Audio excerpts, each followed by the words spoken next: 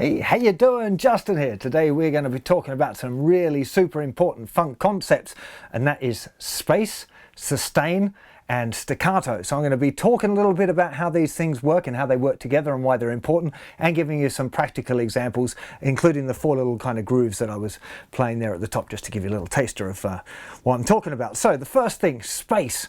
Now, space, meaning gaps in funk music, is very, very important, because rarely is the guitar doing all of the work. It's the interactions between the different instruments, between the bass and the drums and the guitar, particularly that kind of rhythm section and the way they're kind of linking together. So not playing all of the time is very important, and if you listen to a lot of the great funk music around, you'll find that the guitar has a little pocket that it plays in, where it'll be playing sometimes very little, but the very little that it plays is really important. So make sure you kind of stay aware of that. You don't want to be scratching all the time. We've talked a lot about scratching so far, this kind of...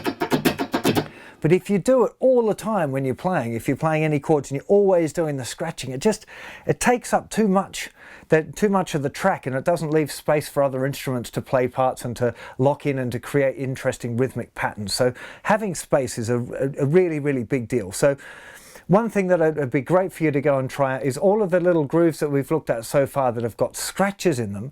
Have a go at playing the chords where the chords are, but leaving out all of the scratches.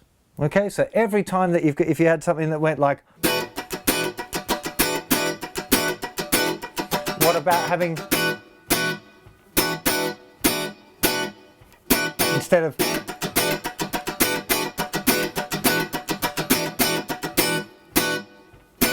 see how it's so different when you take away those scratches. Scratches are really cool, but they don't have to be in all of the time. So part of the thing with funk guitar is learning when to put them in and when not to put them in. Best way really is to learn great grooves from the funk masters, you know, and by learning their patterns, you'll start to absorb some of that good vibe yourself, and when you play or when you improvise or write, hopefully some of that will come out. Most important thing is to be aware of it. Okay, so it's really, really important. So the two other concepts that we're going to talk about before we get into the grooves. So the first one is sustain. Now again, all of the stuff that we were talking about so far has been with the chords very tight, where we've pressed down on the chord as we strum and then lift the chord up as soon as we finish. So you get these nice little very sharp ones. You hear a little bit of reverb on my guitar sound there, but the actual chord itself is very tight. So obviously that doesn't need to happen all the time. Sometimes you want the chord to ring out, okay? And it's important to remember that you can control the length of time that it rings out by holding the hand down and then lifting the fingers up when you want the note to stop, and it'll stop. You don't need to mute anything with the strumming hand. Remember, in funk, your hand's going to be moving pretty consistently most of the time, okay? So try and be aware that you can control how long all of the chords are held for, and be aware of that, because the length of note and how long you hold down a note for becomes really important in funk. You know, it's one of those things where stopping at the right time, I'm going to talk about it a little bit in example too, but stopping at the right time in order for other instruments to kind of come through at that point is quite a big deal. Again, these are things to look out for when you're learning songs. So I'm going to talk about some specific songs as well that as we go through the examples for you to listen out for. And the last thing is this staccato. Staccato is this having that really tight chord, okay? And be aware that when you're looking at musical notation, it'll often have a note or a rhythm. It'll have a little dot above it, and that's meaning staccato, which is Italian, I think, for detached, is what it means. And it's just meaning that the note is detached from all of the others, and it should be very, very short and as sharp as you can make it. Well, sometimes you might want it slightly longer. It depends on the groove, and it's up to your taste. But for practicing, you want to keep it nice and really sharp, okay? So the first little groove I want to talk about is a thing called chips, which is playing a chord just on beats 2 and 4 of a groove. So if you think of the 1, 2, 3, 4, just having 1, 2, 3, 4, 1, 2, 3, 4, 1, 2, 3, 4, 1, 2, 3, 4. Keeping it really, really tight. Now, what's going to happen in a band generally, the drummer will be playing the snare drum, which is the one that he play with his hand like that. If you excuse my terrible beatboxing, but like a really standard drum groove will be like doof, ka, doof, doof, ka, doof, doof, ka. It's this cat sound is happening on beats 2 and 4. Have a listen to any drum groove and you'll hear that if you count along on beats 2 and 4, usually they'll be playing a snare drum. So when you're playing that kind of a groove, this chips on 2 and 4 would be how to describe it. You want to really make sure that you're playing exactly with the drums on that. As the drummer is playing that snare drum, you want to be completely tight and playing your hit at exactly the same time as him. Okay, that's the really big deal, you know, because sometimes it's not mathematically bang on. You've got to be locking into the groove with the other musicians. Okay, really, really big deal. A couple that you might want to check out, Papa's Got a Brand New Bag by James Brown. Great example of having these chords on the 2 and the 4 all of the way through. It's just pretty much all of the way through, and then there's one little bit where he strums the chord continuously. I'm going to do a lesson on that song actually, but another really good one is Little Child Running Wild by Curtis Mayfield off the Superfly record. There's a few funny things going on with the drums there, so it doesn't always feel like it's on 2 and 4, but again, you can quite clearly hear chips on 2 and 4 there, so have a listen to that as well. Chords are not too difficult, so wrap your ears around that. You're going to find that the chips don't always come on 2 and 4. They can come at any part of the bar, really. Depends on the drum groove and how the guitar's sitting with the rest of the track. A really good example of one that's a little different that you might like to check out is The Good Foot by James Brown. It's a classic funk groove, and the guitar is doing something a little different. So see if you can work out where those chips are coming. You should be able to play it fairly easily by listening, but see if you can count along and name where it is that those chips are coming in on that particular song. But a really good thing, again, to practice songs like Papa Got a Brand New Bag. Just really practice locking in on that 1, 2, 3, 4. Really focus on getting a nice tight chord. Keep that hand moving again. Now you can either be moving here. I should talk about that again. So you want to move it continuously. If you're just playing 2 and 4, just using 1, 2, 3, 4, 1, 2, it's fine. So just moving the 4 down strums, okay? But sometimes it can work a lot better to be going 16th note strumming. So just 1, 2, 3, 4. Might seem a lot of effort, but the advantage of doing that is if you want to do some extra strums at some point that your hand's already moving at the right amount, because funk on 8th notes can sound a little bit wonky if you start doing like always sounds weird compared to, I'm not exactly sure why, but it always sounds weird. So you might want to think about doing continuous 16th note strumming and then just playing the 2 and 4, which I know seems massively excessive movement wise, but like I said, if you want to start putting in any extra strums, then you might want to be ready going on your 16th note strumming movement with the hand. So let's talk a little bit more about now incorporating the sustain and the staccato notes, because again, that's really, really important. And we're also going to be leaving now a gap on 2 and 4, which is where the snare drum would be coming. So again, instead of playing with the snare drum now, we're leaving a space for it to poke out through the track. So it's just a little exercise for you, but a cool thing to do is to play a sustain chord on beat 1. So 3, 4, 1, 2, and right on beat 2 you want to relax the chord. Right on beat 2, not a bit early, a bit late, but right on beat 2 relax the chord. 1, 2, and then on 3 and do 3 and. Nice and tight little chords, both down strums, 3 and. So 1, 2, 3 and 4.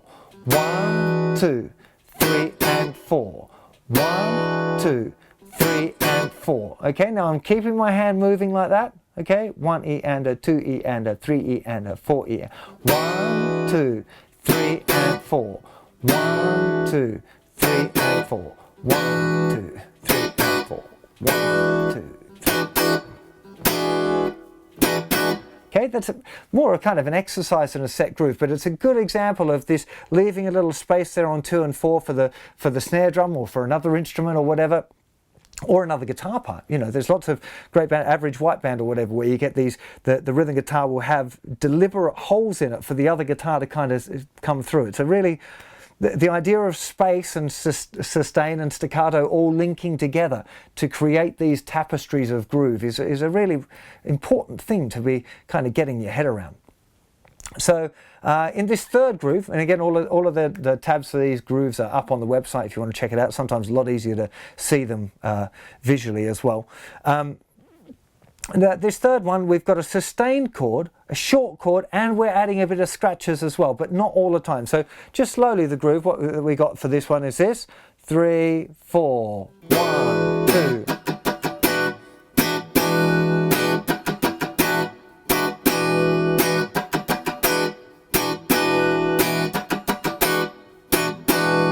So you can hear now we've got the sustained chord on beat 1, 1, then on beat 2 we've got a cut short chord with a down up with the mute. So 1, 2 E and A, and then beat 3 is 3 E and, okay, mute, mute, down. Okay, let's, so far, 1, 2 and a 3 E and 4 and.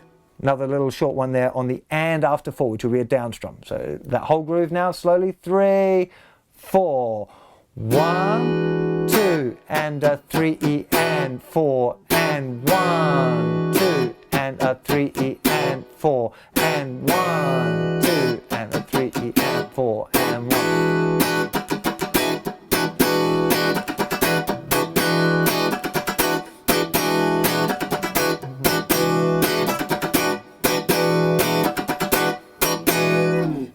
Okay, it's just an exercise there for you to get used to, again, the idea of having some sustained chords and some other chords where we've got a little bit of clicking going on, some short chords. Clicking, I mean scratching. And it's, again, these kind of things is great fun to make up your own, you know, as hopefully you did earlier in the course where you made up some of your own grooves using the scratches. If you start with 16 movements with the hand, you can choose where the sustained chords go, where the staccato chords go, where there's a space. So try making up some of your own grooves like this. It's really, really good fun, and you'll really learn a lot about the idea, you know, the funk idea, as probably not as much as learning actual grooves and listening. Okay, so listening to actual real great funk records like James Brown or Curtis Mayfield or the Meters or Average White Band or Prince or whatever sort of funk you particularly like. Really listening to it and listening now to how the guitar reacts with the rest of the band and where it's using space and where it's using sustained chords. All of that sort of stuff, really trying to get into that place in your head and with your listening is a really pretty big deal. So this is the point of this lesson, is to open your ears up to these different options so that when you're learning grooves and learning songs and listening to songs, that you're kind of aware of this very important stuff.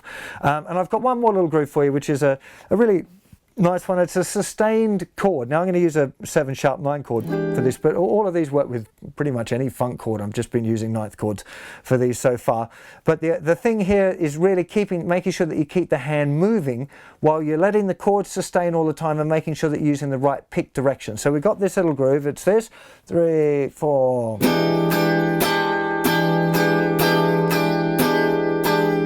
Down, up, down, down, up, down, up, down, down, up, down, up, down, down, up, down, up, down, down, up. Okay, so really important that we're keeping that hand moving, even though you could kind of go down, up, down, down, up, down, up, down. With that few movements, it really feels not right. It's got to be this.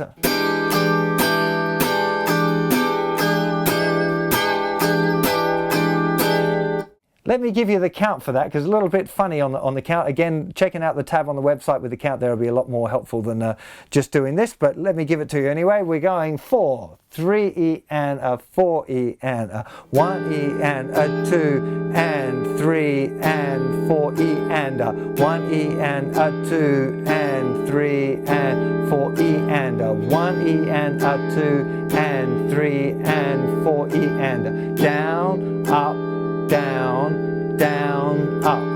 1 E and a 2 and 3 and 4 E and a 1 E and a 2 and 3 and 4 E and a 1 E and a 2 and...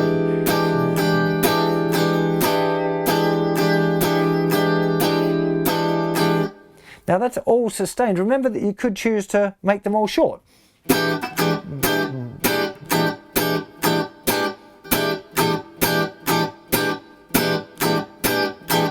Maybe some of them long.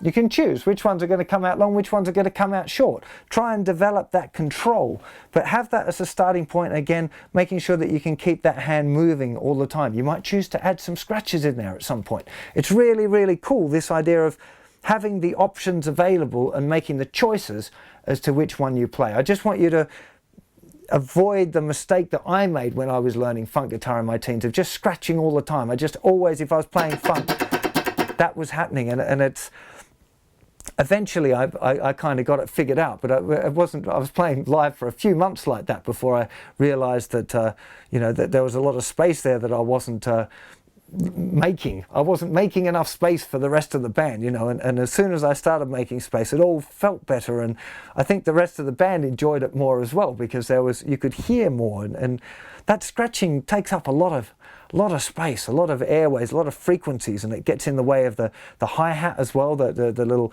cymbals that the drummer plays there. They're in a kind of similar frequency, so unless you're really tight with the hi-hat, it can get a little bit murky on the groove. So try and let all of that stuff absorb in, practice the examples themselves, listen out for examples, and check on the website as well, where I'll put more examples of different songs and links to great albums where you can hear these things going on, because I think that's the recommended listening part of this course, which is on the site for each lesson, is a really big deal, because if you're not really listening to the great funk masters and how they use this stuff in the real world in great songs, you know, you're missing a big trick. So I hope this lesson has opened your ears up to some new ideas for your funk guitar playing. Remember that all of this stuff and all of the notes and tabs and all of those things are all available on the website. Chord boxes I've just been doing as well, and probably some downloads coming up very soon as well, and maybe even some backing tracks. So do go and check out the website for that stuff, and I'll see you for plenty more lessons very soon. You take care of yourselves. Bye bye.